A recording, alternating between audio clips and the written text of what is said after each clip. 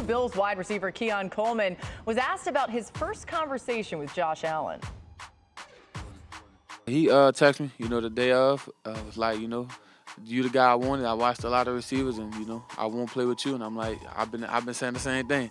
I want to go play with the guy that was number 17, and he's a great quarterback. I think he's one of the best in the league right now, and I would love to be catching passes from him. I'm ready for that. Hawk, how do you like this new duo in Buffalo? I love it. I do think it's a match made in heaven. When you look at what Keon Coleman brings to the table, he's an old school receiver, early 2000s number one. 6'4", 215 pounds. He's not going to wow you with the speed, but for someone like Josh Allen who loves to take chances, he's great at 50-50 balls. He has an incredible catch radius. He's physical through the point of attack. So Josh Allen is going to be able to put the ball in the air, and Coleman more times than not is going to come down with it.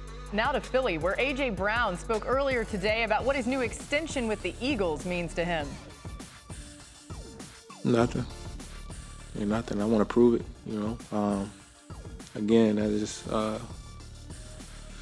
blessing, I can say, but, we don't play on paper, and nobody cares what's in the bank account when you step between them lines. Dan, what will it take for Brown and the Eagles to not have a repeat of last season? Yeah, really, to make sure that AJ's getting enough, but not too much. I really believe, and we talked about it on this show, that it was the fine line of making sure that our number one guy is constantly getting his touches, but not force-feeding him the football. And it crossed the line last year to a force-feeding of the football for moments. And that kind of led to a little bit of the demise, performance-wise and execution-wise, for this offense. Kellen Moore, new offensive coordinator, really needs to make sure, we're getting our guy the football, but also diversifying the options when it comes to the balance of our touches. To Detroit next, where the Lions recently went on a spending spree, extending amon-ra St. Brown and star tackle Penei Sewell. Sewell has bigger plans in mind for the Lions. We need it all. And just like I had a conversation with Satan after we just found out that we were getting the contracts and going to sign it, that's our goal. It's to host that trophy at the end of the day and to just do that, just to win, bro. Like, it's nothing else to it. Like, all those individual accolades don't mean nothing. Like, I want the big boy, and I want it now. Ooh, Marcus, can this Lions team take the next step, contend for the Super Bowl this year? I believe they can. And let me say this real quick. I have a real deep disdain for offensive linemen.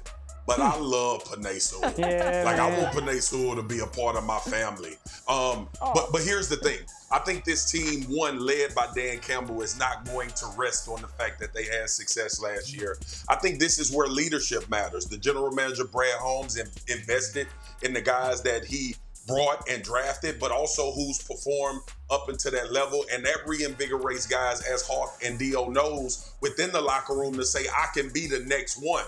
That'll help this team when you look out for the guys that you bring into your organization. But more importantly, I think this boils down to Dan Campbell and Aaron Glenn and this coaching staff, who I know very well, played with both of those guys. They will be motivated. There will not be a letdown. It'll be about performance and consistency, and obviously Jared Goff playing as well as he played last year as well. But I think this team is squarely in the hunt to represent the NFC in the Super Bowl. I got to say, just being in Detroit for the draft, I want it for those fans. No There's some doubt. amazing people in a great city. They were hot. Oh, yes. There's a lot more to hot. talk about with Detroit, and we'll get to it soon, I promise.